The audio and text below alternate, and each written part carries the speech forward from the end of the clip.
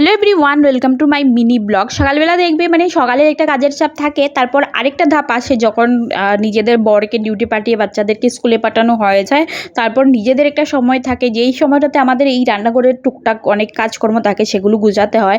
আজকে আমি সেই কাজকর্মগুলোই করছিলাম। সকালের খাওয়া দাওয়ার পর যে বাসন বেরিয়েছিল সেগুলো মেজে নিলাম, আর এবার আমি টুকটুক করে রান্নাঘরটা পুরো ক্লিন করে নিচ্ছি, কারণ এইটা ক্লিন করে নিলে সারাদিন কিন্তু ক্লিন থাকে, সেই রকম কাজের চাপ থাকে না।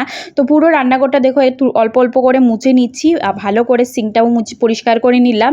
আর এবার আমি চুলাটাও পরিষ্কার করে নিচ্ছি। কিছু কন্টেনার খালি ছিল, যেগুলো আমি এখন আবার রিফিল করেই নিচ্ছি, কারণ ওগুলো রিফিল করে নিলে রান্নাবান্না করার সময় অনেকটাই সুবিধা হয়। জিনিস ওইদিকে খুঁজতে হয় না, হাতের কাছে সব কিছু রাখা থাকে।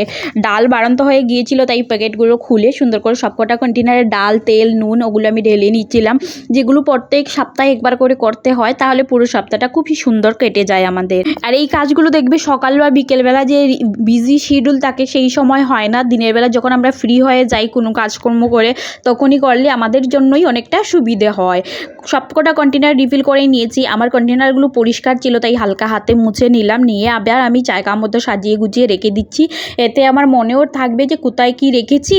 আর এইখানে দেখো যে বাসনগুলো ধুয়ে রেখেছিলাম সেগুলো সুন্দর করে জায়গা মতো রেখে দিচ্ছি, না হলে কিন্তু ওই কাজগুলো আমার জন্য পড়েই থাকবে, পরে মানে নেক্সট করতে হবে। আর যখন অন্য কাজে ব্যস্ত থাকবো তখন করতে গেলে একটুখানি অসুবিধে হয়। তারপর আমি চলে এসেছি বেডরুমটা সুন্দর করে বেডটা ঝেড়ে ঝুড়ে পরিষ্কার করে নিয়েছি, বেডশিটটা টান করে নিলাম।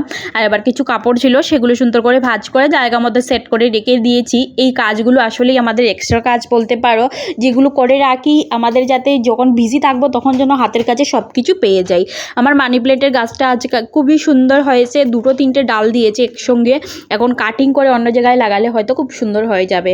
তাই সঙ্গে সুন্দর একটা সাদাবাহারের গাছও হয়েছে। তারপর দেখো বিকেলবেলা বড় আসার সময় চিকেন নিয়ে এসেছিলো, আজকে রান্না করবো চিকেন। এখন আমি চলে যাব চিকেনের প্রিপারেশনে। আর প্যাকিং করা অনলাইনে অর্ডার দিয়েছিল হয়তো। আম দেখো কি সুন্দর আম এসেছে, কিন্তু খুলে দেখা তো হয়নি যেহেতু পুরো প্যাকিং, তো পরে খুলে দেখবো। আর এখন সন্ধ্যার সময় খাওয়ার জন্য এই যে পাপায়ের জন্য দুধ, বিস্কিট এইসব নিয়ে এসেছে।